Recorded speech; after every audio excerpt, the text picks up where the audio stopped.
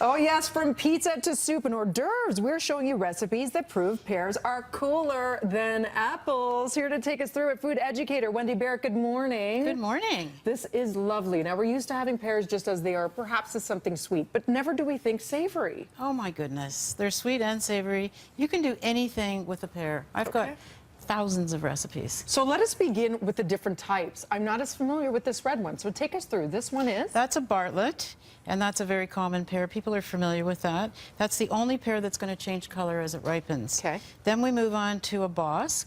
People like to use those for dessert because they're high in sugar. Now the next one, the red pear, which is called a Star Crimson, people don't realize that pears are red, so they just pass them over. Delicious pear. I don't know why. Yes, that looks too fibrous and perhaps it doesn't appear as sweet to me. Why? I don't know. Oh. I'm judging it by the redness as opposed to the greenness. It's wrong of me. Oh. Okay, and then this one is? I know. Don't judge a book by its cover. That's right. Then the next one is an Anjou pear, and that takes the longest to ripen. Okay. Yes. So how do we know if the pear is ready? Okay, let's do a little test. So what you're going to do is check the neck like this. So this is the stem, this is the neck, and if it gives a little bit, it's ripe. Okay, it does to the touch, but Yes. not too much. Not too unless much. you want it overripe. No, we don't want it overripe. Okay, why are you judging me now, Wendy? Because I didn't like the red pear? I know, I'm being hard, Can yes, I try aren't the I? red pear? Yeah, try it and tell me if you think it's fibrous. Oh, it is very sweet. Exactly. When you're right, you're right. I know. So entrees, this is an appetizer, Okay, just a actually. sec, we haven't finished Oh, here. sorry. All right, so I want you to take the pear slicer. Okay. You do this one first. This one You're first? going to do both. Okay. And then you're going to slide it through. And if it's ripe, it should just slide through just like that. You've got to be kidding me. Perfect. That's okay, brilliant. that's good. You're good. One Okay, more? now do the Bartlett. Oh, you're saying this one isn't ripe. Well, let's You're just setting me see. up. No, doesn't want to do it. No, not at all. Ain't gonna do it. That needs to sit out. Remember, it changes color and how green. Oh, you're determined. Oh my goodness. I conquered the pear. Oh boy, you passed. Okay. This is very starchy. As it Yes. ripens, the starch turns to sugar, so it's good nice. workout, though. Yeah, and they ripen from the inside out. So if this is all brown, it's overripe. Okay. When your pears are ripe, you're not ready to eat them, put them in the fridge. Okay, so now here they are. They're ripe. You've laid them out beautifully. What are we making? We are making a pear pizza. Have you ever had that before? You know what I have? It was one of my favorites.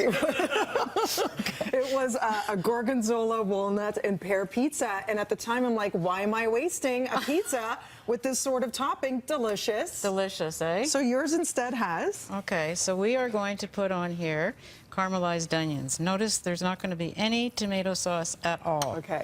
So we're going to put those on. And it is pear season, yes? Oh yeah, that's what's in season right now. And then it's going to change. We're going to find Farrells and red Bartletts and all kinds of different pears on the market. Seckles. This is just the beginning of the season. Yeah. So I caramelize on these onions for about 20 minutes. They smell lovely. Yeah, they're so good. And you can prep this ahead of time. Which cheese are you choosing? I'm just using very basic, just putting a little bit of mozzarella on.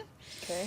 Okay, and now do you want to put any prosciutto on? You go for it. All right. I know Kev will appreciate that. I don't eat prosciutto myself, and I know what you're going to say. Are you vegetarian? Mostly. I eat a little Okay. bit of fish. Oh, that's good. I eat a lot of fish on the Occasional West organic chicken. Coast. Yes, because you're from BC. Were you hobnobbing with the Royals and their Oh, visit? yes, they had a great pear dinner. Did they really? No, you're putting me on. Prepared. Oh, prepared. I love By me a me. good pun. Yeah, exactly.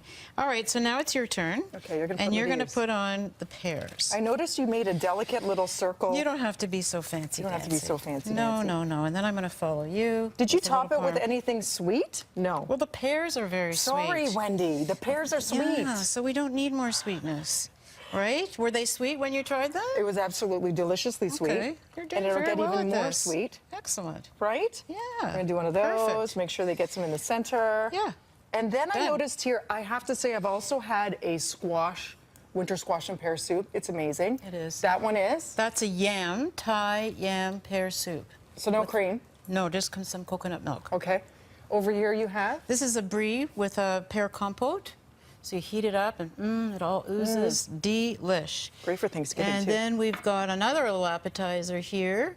And it's not prosciutto, but it's Italian bacon. Okay. And then it's got a Cheese. nice cheese, goat cheese, a little bit of thyme, and a Bartlett pear. For these recipes, breakfasttelevision.ca, you know what I think? What? I think we make a great pair, but we're Pear. cheating. Someone's on an apple box. I loved it. We fooled you. Thank you so much, Wendy. welcome. We'll be back with more routine after this.